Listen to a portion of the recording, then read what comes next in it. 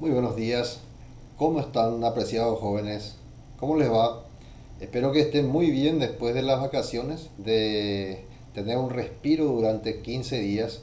Continuar este semestre va a ser fundamental para nosotros para que podamos terminar este año muy bien, pasando de curso y por supuesto aprendiendo también temas importantes en todas las materias. Pero nuestra disciplina es filosofía, así es que vamos a estar poco a poco retomando de vuelta después de las vacaciones nuestros temas. ¿Se acuerdan de la lógica, del concepto, del juicio y del razonamiento que ahora vamos a dar en esta clase? Se completa entonces la triada de concepto, juicio y razonamiento. Concepto, vamos a hacer un breve repaso de lo que dimos antes de las vacaciones. El concepto es la representación mental de un objeto, ¿se acuerdan? Y la representación de ese objeto que está en la realidad se hace en la mente, se representa en la mente el objeto. Porque decíamos que el objeto no podemos meter en nuestra mente como objeto, solamente su imagen, su representación. El juicio. El juicio dijimos que es la unión de dos conceptos que se unen en una oración, en una afirmación que se realiza, se le llama juicio. Ya tenemos entonces dos, concepto, juicio. Concepto es la representación del objeto en la mente. No se olviden de esto, representación del objeto, de la realidad en la mente. Juicio, avanzamos un pasito más. Juicio es la unión de dos conceptos. Si queremos unir dos conceptos, este es un concepto. Sabemos lo que es, ¿verdad? Sabemos lo que es. Este es un concepto. Yo no puedo meter este objeto en mi mente, en su materialidad. No puedo. Solamente la imagen que saco una fotografía, como la cámara fotográfica. Y esa imagen conceptualizo en mi mente. Pero para afirmar algo necesito hacer un juicio. Entonces puedo decir que este concepto es tal cosa o está cerca de otro concepto que está cerca y se constituye en un juicio. Cuando yo hago una afirmación de tipo el matero está cerca de algo por el estilo, estoy haciendo ya un juicio. Pero el siguiente paso que vamos a entroncar con nuestro nuevo tema de hoy es el razonamiento. Y este es un material que nos envía el Ministerio de Educación. Lo que vamos a proceder, porque es un material oficial del Ministerio de Educación y Ciencias, vamos a estar corriendo el video y cortando y explicando para que esto sea mucho más ameno y nosotros demos la posibilidad de después de alzar en YouTube y de que ustedes tengan acceso a este video mucho más fácilmente. Entonces el razonamiento es una capacidad que tiene el ser humano de unir juicios. ¿Qué nos pide en esta capacidad? ¿Se acuerdan? Organizar nuestras ideas y nuestros pensamientos de manera autónoma, con base en nociones de la lógica.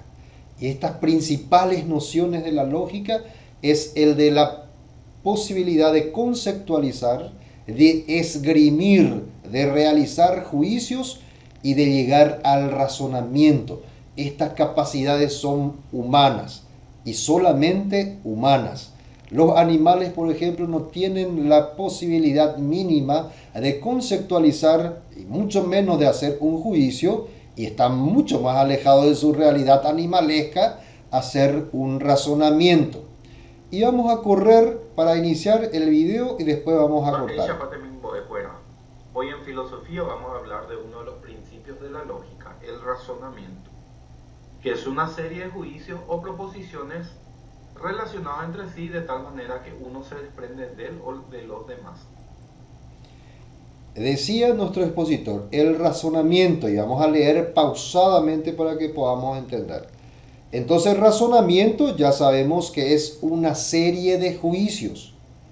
El juicio es la unión de conceptos Y el razonamiento es la unión de juicios. Volvamos a recapitular porque esta parte se nos tiene que quedar como para entender lo que es. Concepto es la representación mental del objeto en la mente. Juicio es la unión de dos conceptos. Y tenemos acá razonamiento, que es la unión de dos o más juicios. Miren qué fácil que es. Increíblemente fácil. Entonces había sido que el razonamiento, que es una capacidad plenamente del ser humano, es una serie de juicios que se unen entre sí. Juicio o proposición. O sea, yo puedo decir, jugar con los términos, voy a hacer un juicio y hago una afirmación. ¿Verdad? Fulano es tal cosa, es un juicio. ¿Verdad? Pedro está jugando en la cancha, o por lo menos ahora está queriendo jugar en la cancha. A no ser que se haya escapado de su casa y vaya a jugar clandestino por ahí, pero el próximo año vamos a estar jugando nuevamente en la cancha. Y en mi caso yo ya he estado observando, porque ustedes saben que ya no juego más, que ya colgué los botines, ¿verdad? Entonces, el razonamiento es la unión de dos juicios o proposiciones, pero miren, que se tienen que relacionar entre sí, de tal manera que uno se desprende del otro o de los demás mediante el proceso inferencial. Nosotros dijimos que ustedes tenían que habilitar un cuaderno y anotar cada uno de los conceptos, los términos, las palabras cuya significación esté un poco en duda o no esté tan clara. Entonces, inferencia, encontramos acá otra palabra.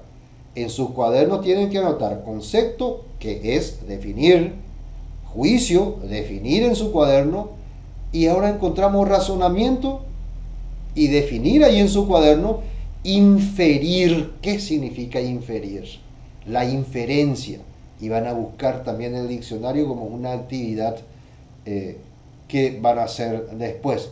Es muy importante manejar estos términos porque el ser humano no tiene otra capacidad, sino que tiene que recurrir a su razón para entender toda la realidad.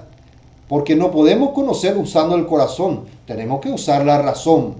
Y esta razón tiene que funcionar bien para que el proceso de objetivación, de descubrir la realidad tal como es, sea más fácil para nosotros.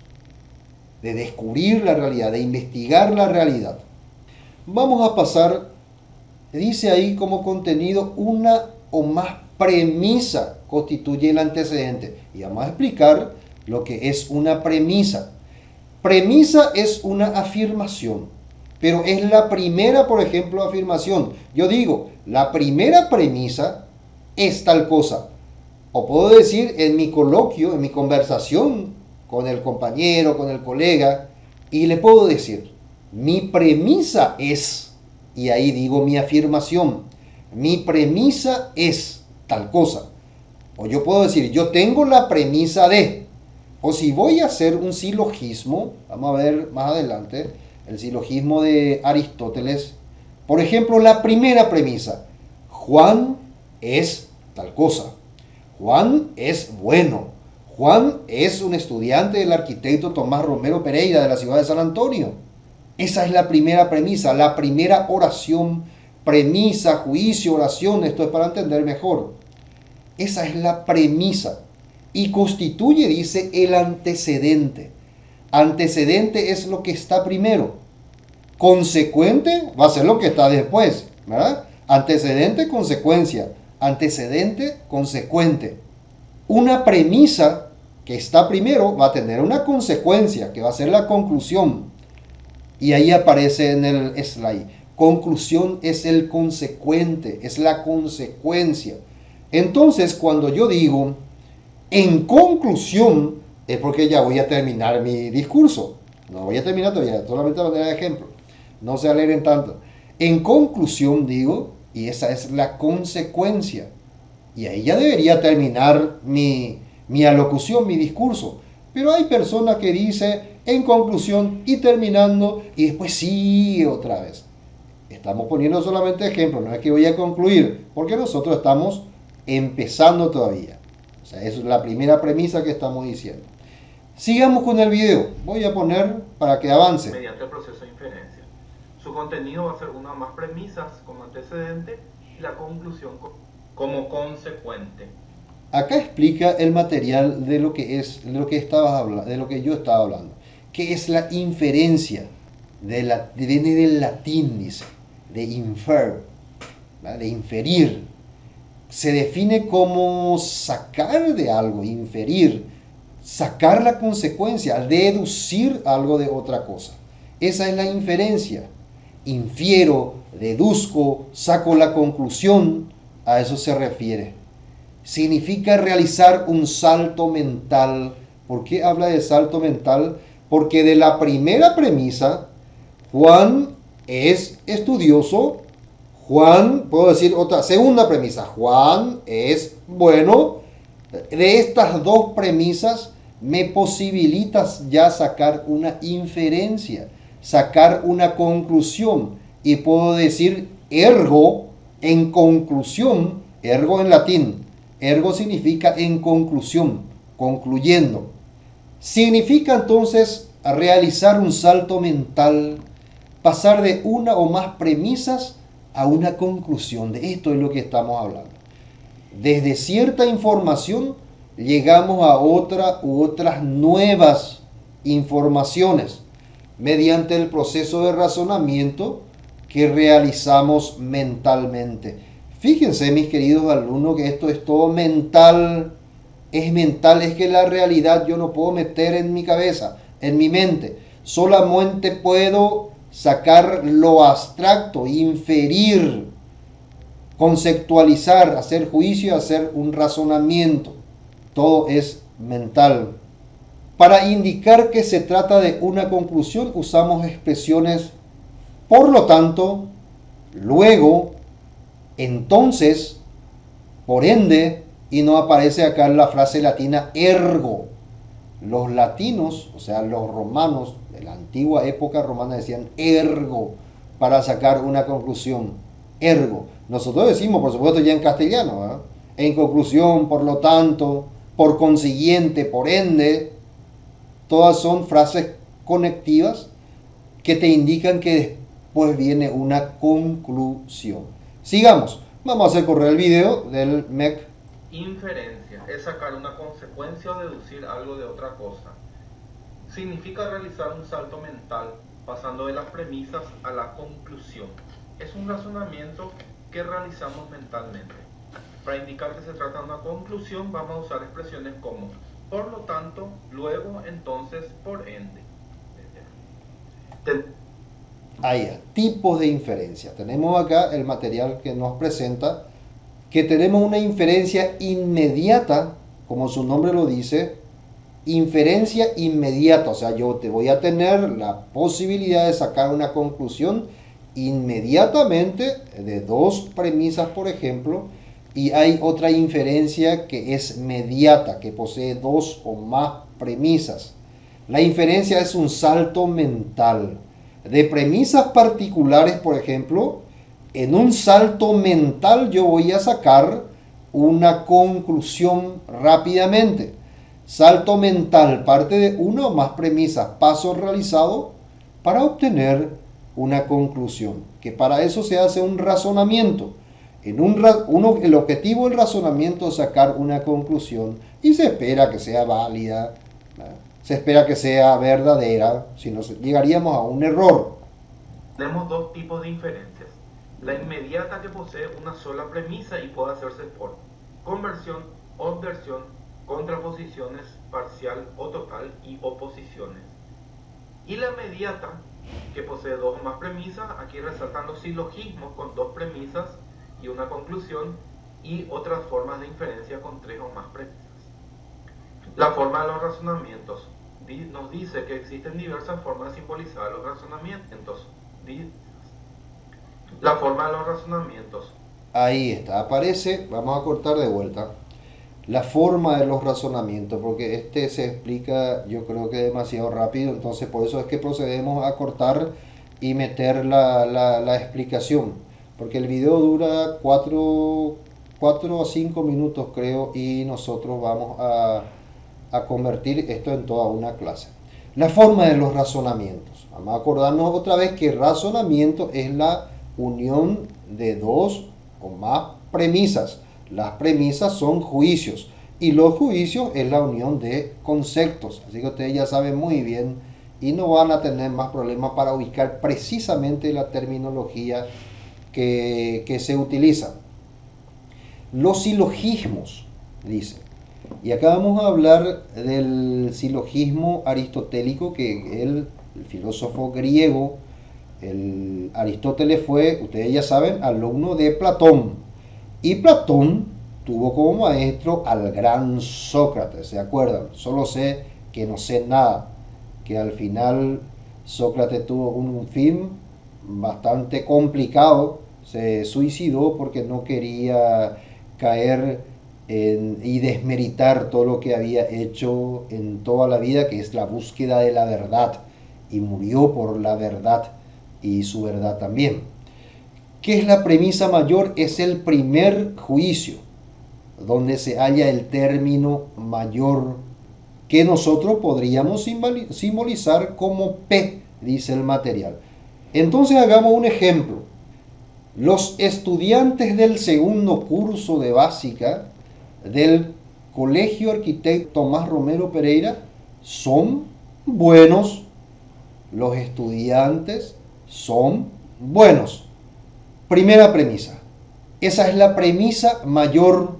Y la premisa mayor, al lado ustedes van a escribir en su cuaderno una oración, que es una premisa, y van a poner P. La simbología es P. Y abajo van a poner la premisa menor. ¿Qué es la premisa menor?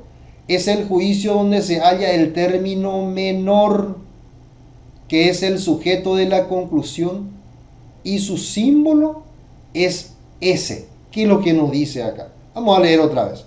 No estamos apurados, así es que vamos a leer otra vez.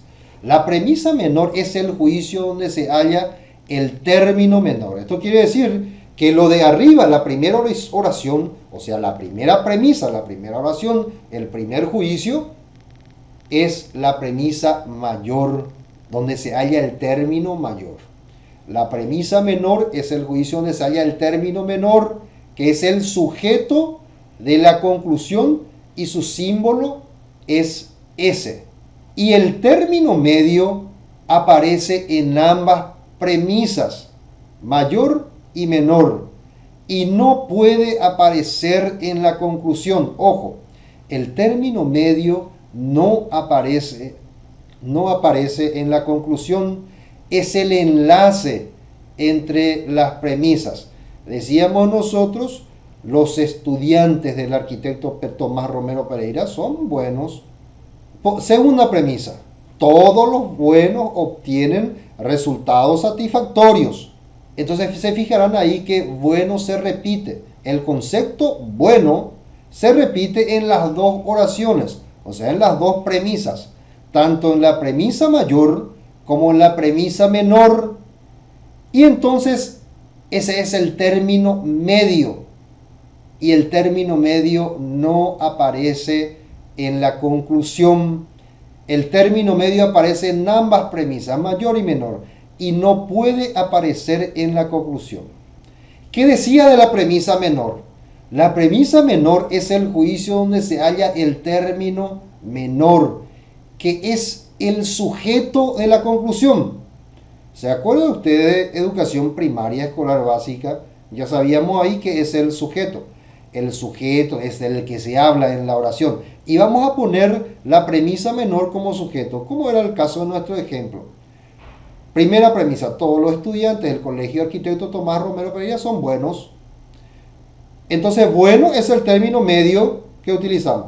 Y en la conclusión, entonces, ¿cómo va a ser?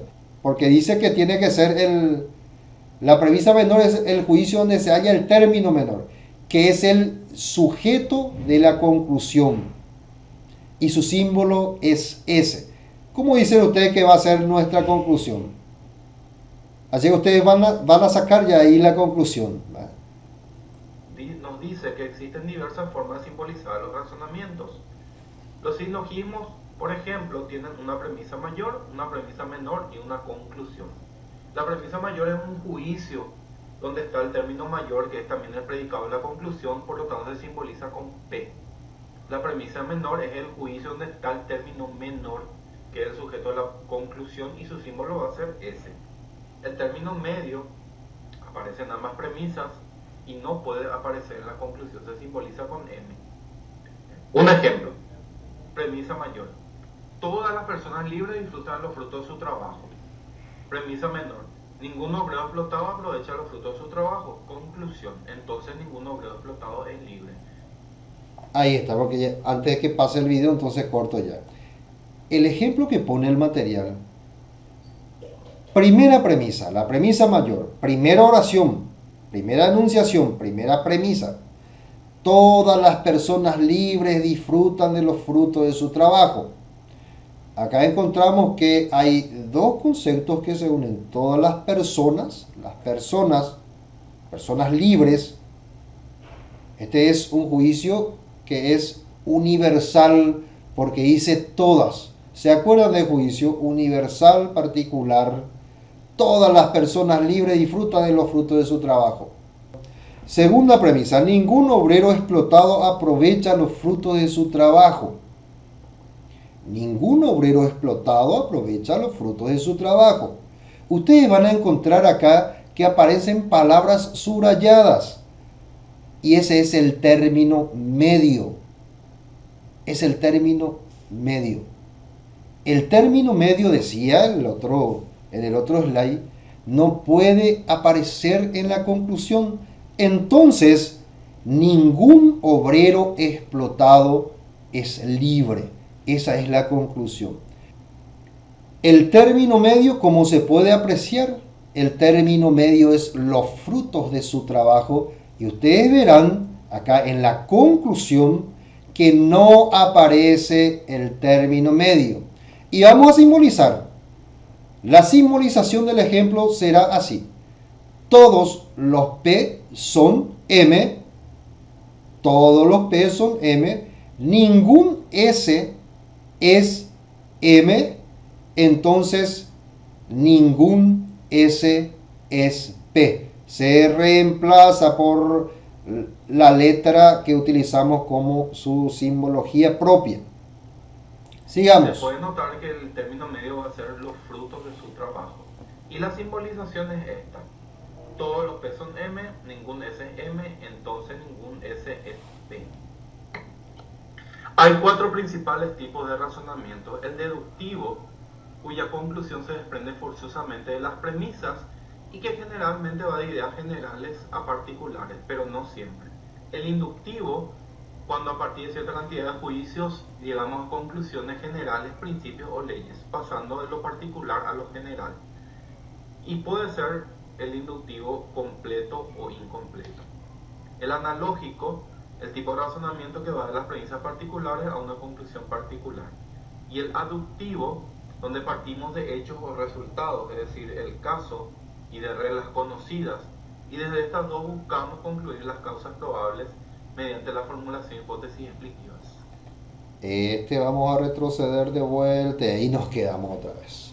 Porque esto hay que hacer hablar un poquitito para que se pueda analizar mejor y entre todos sacar una definición la más entendible posible.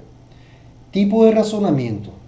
Y habla acá el material que ahí plantea el razonamiento deductivo, el razonamiento inductivo, el razonamiento analógico y el razonamiento abductivo. Tenemos cuatro que hay que diferenciar muy bien. El deductivo, el inductivo, el analógico y el aductivo. El razonamiento deductivo viene de lo general a lo particular, o sea que viene de lo universal a lo particular. En otras palabras, viene del todo a sus partes. Del todo, de lo general, viene a sus partes y saca una conclusión. Entonces, ese es el razonamiento deductivo. Se deduce, se saca algo de algo más grande, forzosamente de sus premisas, dice el material. En la mayoría de los casos parten de ideas generales y desembocan en otras ideas que son particulares. No siempre es así, pero es la mayoría de los casos es así.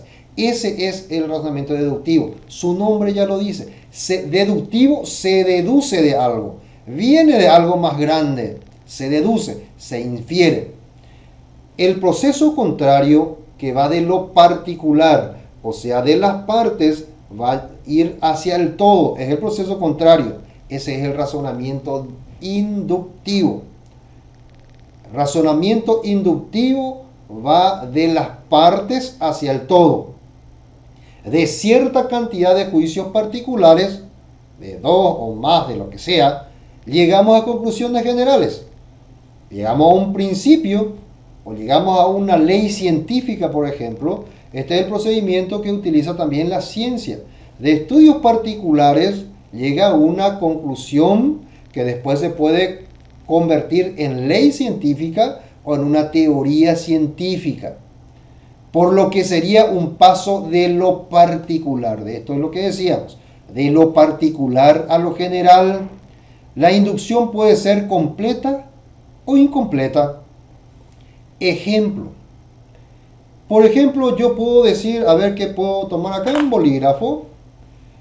Este bolígrafo, caso particular, singular de este bolígrafo, y veo que es la marca BIT y escribe bien. Este bolígrafo de la marca BIT escribe bien. Bueno, pero quiero agarrar también otro bolígrafo, casualmente acá, de otro color. A ver, veo la marca, también es BIC. Este bolígrafo de la marca BIT escribe bien. A ver si tengo otro más. Ya tengo dos. La regla me dice que de dos ya puedo inferir. Y mi lógica, mi razón me dice, automáticamente hay una propensión en la razón humana de sacar ya una conclusión.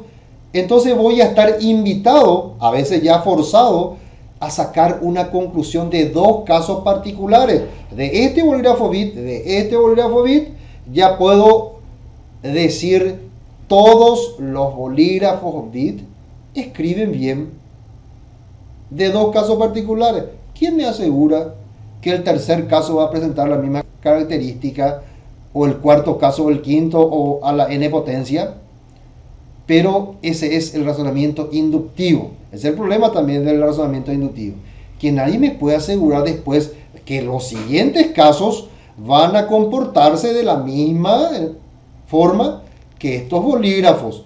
Ese es el razonamiento inductivo. De casos particulares se deducen conclusiones generales. En el caso del ser humano, por ejemplo, que tiene el ámbito de la libertad, se mueve, no se puede hacer tan fácilmente esta conclusión. Yo no puedo decir, por ejemplo, un alumno del segundo curso de ciencias básicas estaba recorriendo en la plaza, no sé, a altas horas de la noche, y presumiblemente con, no sé, hay que poner calificativa ahí. Pero también, casualmente, otros alumnos estaban también del segundo curso de la media del colegio, también están en la plaza. Pero me encontré con un tercer caso, también de ese curso. La lógica a veces ya medio te obliga a sacar una conclusión. Y fácilmente se dice, todos los alumnos del segundo curso de básica del colegio están tal cosa en la plaza. Fíjense cómo funciona el razonamiento inductivo. De casos particulares, yo sé que ustedes son muy buenos. Ustedes no son, solamente estoy poniendo ejemplos para que podamos comunicarnos, no se enojen conmigo. Entonces, ese es el razonamiento inductivo. De casos particulares se saca una conclusión general. ¿Qué es el tipo de razonamiento analógico? Analogía es comparación, ya sabemos eso. Si no sabemos, busquemos en el diccionario. Ustedes son bien buenos para ir rápidamente en la búsqueda de significado. El razonamiento analógico en griego significa proporción o semejanza. Ahí está. Por analogía es por semejanza. Implica comparación también, por comparación entre una realidad y otra realidad. Hacer comparación significaría hacer comparación. Es el tipo de razonamiento que va de las premisas particulares a una conclusión particular. Es analogía, es hacer comparación. Abductivo, se parte de los hechos o de los resultados y de las reglas conocidas. Y de estos dos se busca concluir las causas probables mediante la formulación de hipótesis explicativa. Ustedes, por medio de ciencias naturales, ya saben muy bien qué es una hipótesis. Se utiliza en ciencias para hacer investigación científica. Una hipótesis es una afirmación provisoria que después va a necesitar de comprobación, de demostración por medio de la investigación. Afirmación provisoria que hay que demostrar su funcionamiento, o lo que se dice en esa ley, en esa afirmación. Esa investigación se puede convertir en una ley científica, una teoría científica después. Entonces, un razonamiento que sea abductivo parte de los hechos o de los resultados y de las reglas conocidas. Y de esto se busca concluir las causas probables. Parten de hechos conocidos, se hipotetiza y se busca hallar explicaciones. Ese es el razonamiento abductivo, que se va en búsqueda de explicaciones. Bueno, sigamos con el material. Mediante la formulación de hipótesis explicativas. Ejemplos del deductivo. Los pobladores del Bañado Sur han sufrido una grave inundación. Algunos de mis amigos son pobladores del Bañado Sur, por lo tanto algunos de mis amigos han sufrido una grave inundación. Inducción completa. Carmen tiene 2 hijas, Yeruti y Panambi. Yeruti es una gran bióloga, Panambi es una excelente doctora en física. Por lo tanto, todas las hijas de Carmen son buenas científicas naturales. Inducción incompleta. Paraguay es un país sudamericano y posee abundantes reservas de agua potable. Brasil también está en Sudamérica y sus reservas de agua son grandes. Asimismo, Uruguay y Bolivia poseen muchas reservas de agua. Entonces, los países sudamericanos cuentan con abundantes reservas de agua. Analógico. La banana es una fruta, es nutritiva, dulce y popular. La naranja es una fruta nutritiva, dulce y popular. La pera es una fruta también nutritiva y dulce. Entonces, la pera es popular. Abductivo, ejemplo. El paciente cambia bruscamente la forma de comportarse, siente que lo observan y también fracasa. No puede expresar lo que siente, tiene visiones y está autorreplegado. Los síntomas de la psicosis son cambios bruscos en la conducta, sentirse perseguido, sentimiento de culpabilidad o fracaso, dificultad e incapacidad para expresar emociones, hablar a solas o tener visiones y replegarse sobre sí mismo. Por lo tanto, el paciente sufriría de psicosis. Ahí vamos a cortar solamente ya para hablar del razonamiento abductivo, porque en los casos, los ejemplos que pone también el material del ministerio, entonces ya lo estamos explicando todo. Para sacar un razonamiento abductivo, entonces acá aparece, por lo tanto, el paciente sufriría de psicosis. Esa es la hipótesis. El psicólogo que está haciendo esta abducción primero tiene el problema. Acá está el problema, pueden visualizar. El primer párrafo es el problema, es el hecho del que estábamos hablando antes. Acá está la teoría, o sea, lo que conoce el psicólogo, la teoría que maneja para interpretar este problema y hace una hipótesis. ¿Qué es lo que pasa, por ejemplo? Ustedes ya seguramente se fueron a consultar a un médico. Uno llega al consultorio, se sienta ahí a esperar y después entra. El médico te saluda y te empieza luego a mirar así, ¿vale? ¿Qué le estará pasando a este? Dice en su cabeza. Y comienza a preguntarte cosas. A preguntar, a ver, porque tiene que saber qué es lo que le pasa a ese paciente que está ahí. Tampoco es mago ni puede tener una mente telepática para descubrir qué es lo que pasa al paciente. Después saca una hipótesis al comparar con la teoría que tiene ya en su cabeza. Porque el médico está lleno de teoría, pero tiene que tener ya en su mente, en su cabeza. Porque no puede estar estudiando e investigando rápidamente. Es como una gran computadora seguramente en la cabeza del médico para que pueda descubrir así rápidamente y ya sacar una solución después. O sea, lo que hace el médico rápidamente en 15 minutos es un mago en realidad, ¿verdad? Lo inteligente que es el médico, ¿verdad? Porque yo me voy, ni me conoce el médico, y en 5 minutos, ya es luego mucho 5 minutos a veces, me preguntan cosas. Pero también el médico se utiliza la ciencia y te pide estudio para saber qué es lo que te pasa. Entonces te pide, tienes que hacer tal cosa, análisis de sangre, análisis de otras cosas, ¿verdad? Y después utiliza la teoría que tiene en la mente, o estudia en ese caso si tiene más tiempo, y saca una hipótesis. Después de su hipótesis, lo más probable va a decir, a este tiene problemas en el riñón, y te da una solución por medio del medicamento. Tenés que tomar este medicamento para que te puedas curar o puedas solucionar tu problema inicial. De esta forma funciona la lógica abductiva en este caso. Se plantea un problema, se recurre a la teoría para explicar ese problema y se busca una solución. Así funciona la lógica y así también se utiliza la investigación científica, en este caso para solucionar un problema. Muchas gracias por su atención. Continuamos en la próxima. Y nosotros también tenemos que agradecerle al Ministerio de Educación por enviarnos este material, y desde acá entonces, utilizando este material, podemos llegar a ustedes para completar esta triada. Hagamos un rápido repaso de concepto, juicio y razonamiento. Concepto es la representación mental del objeto. Juicio es la unión de conceptos y razonamiento es la unión de juicios. ¿Para qué tenemos que buscar y propender hacia un razonamiento correcto? Y porque por medio del razonamiento el ser humano tiene la capacidad de descubrir la realidad, ¿verdad? Representar correctamente esa realidad por medio ya del razonamiento, no solamente del concepto. Porque el concepto me da la fotografía de algo.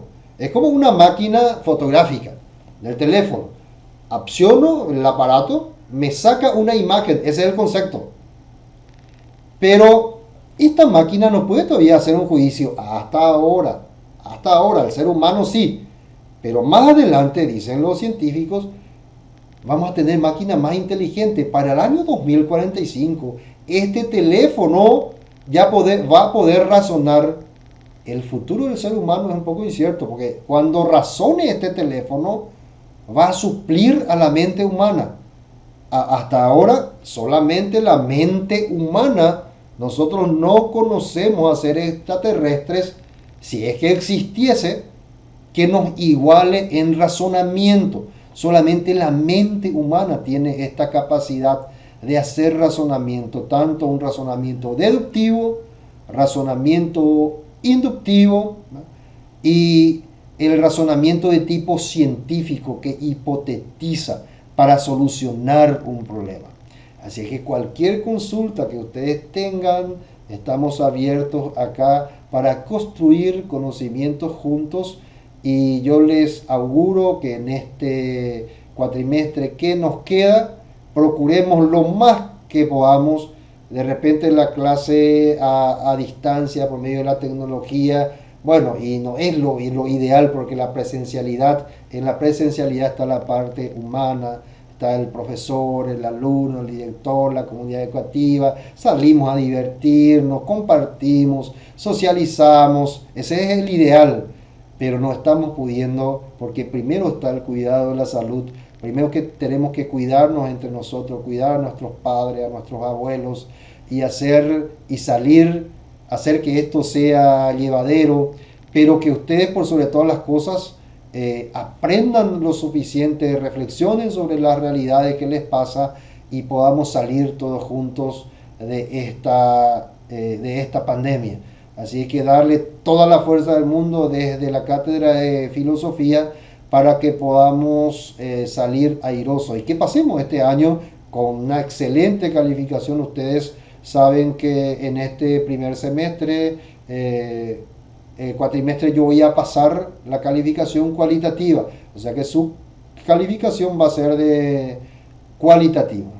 Seguramente va a ser excelente, muy bueno, o trabajó, no trabajó, aún puede lograr todavía, etcétera, etcétera. Hoy seguramente vamos a tener una reunión de socialización de la nueva reglamentación evaluativa del Ministerio de Educación y Ciencias, y esta semana probablemente les llegue ya su calificación cualitativa. Para mí siempre es un placer estar en contacto con ustedes y nos vemos en la próxima clase. Cuídense. Hasta luego.